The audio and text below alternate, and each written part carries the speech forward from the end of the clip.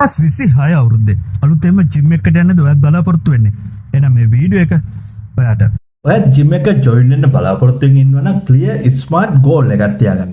ඒ කියන්නේ ජිම් එක ජොයින් වෙනවා ෆැට් ලොස් කරන්නද මසල් ගේන් කරන්නද වගේ නිශ්චිත අරමුණක් තියාගන්න ඕනේ. එහෙම නැත්නම් ජිම් එක ජොයින් වුණොත් වෙන්නේ ඔයාට ජිම් එක එපා වෙන්නේ. හරි. ඔයා ජිම් එකට යන්න ගෝල් එකක් හදාගත්තනේ. ඊළඟට ඔයාට එන ප්‍රශ්නයක් තමයි මොකද්ද මං ජිම් එකට අඳින්නේ? වෙන අය කොහොම ජිම් එකට එනවද දන්නේ නැහනේ. වෙන අය සපත්තු දාගෙන එනවද දන්නේ නැහනේ. මට හොඳ සපත්තු දෙකක් නැහනේ. අන්න ඔය වගේ ප්‍රශ්න දෙකක් නේද ඊළඟට එන්නේ. ඒකට කරන් තියෙන හොඳම දේ තමයි ඔයා වර්ක් අවුට් එකට ගැලපෙන සුදුසු ඇඳුමක් අරන් යන්න. සපත්තු දෙකක් තියෙනවා නම් සපත්තු දෙකක් දාන් යන්න. සපත්තු දෙකක් නැත්නම් සපත්තු දෙකක් නැතුව ගියා කියලා ජිම් එකේ කවුරුත් දඩ ගහන්නේ නැහැ ඔයාට.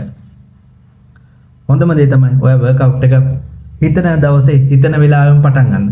ඊළඟ දවසට කල් දාන්න එපා. ඕම දවසෙන් දවස ගිහිල්ලා 2027 ජිම් යනවා කියලා නම් කියන්න එපා. ඊළඟ කාරණේ තමයි දැන් අපි ජිම් එකට ජොයින් වුණානේ. ජිම් එකට ජොයින් වෙච්ච ගමන් ඔයා බලනවා අනිත් අය සෙල්ලම් කරන දිහා. ඒ කට්ටිය ගහනවා ලොකු බරක්. එතකොට ඔයාටත් හිතනවා මාත් මෙන්න මේ වගේ සෙල්ලම් කරන්න ඕනි කියලා. එහෙම සෙල්ලම් කරන්නේ ඒ කට්ටිය ස්ටෙප් බයි ස්ටෙප් ගිය නිසා. ඔයාට පුළුවන් බරෙන් ට්‍රේනර් හරි ඔයාගේ ෂෙඩියුල් එක හරි සෙල්ලම් කරනවා නම් එයා කියලා දෙන උපදෙස් විතරක් පිළිපදින්න. එහෙම නැත්නම් ඔයාට වෙන්නේ ඊළඟ දවසේ බෙඩ් රෙස්ට් කරන්න තමයි. ඒ කාරණයක් තමයි හුඟක් අය හිතනවා හරි අපි ජිම් එකට ජොයින් වුණා. අපි දැන් ජිම් එකේ සෙල්ලම් කරනවා. අපි කන්න ඕනි ප්‍රෝටීන් වැඩි කෑම විතරයි. අන්න ওই වගේ මතයක් තියෙනවා.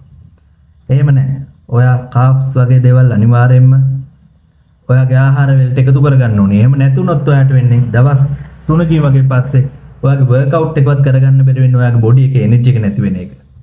අන්න ඒ වගේ මෝඩ වැඩ වලට යන්න එපා. ඔයාට ගැළපෙන නිවැරදි නියුට්‍රිෂන් ප්ලෑන් එකක් ඔයා අනුගමනය කරන්න. තව එක වැරද්දක් තමයි ජිම් එකකට ගිය ගමන්ම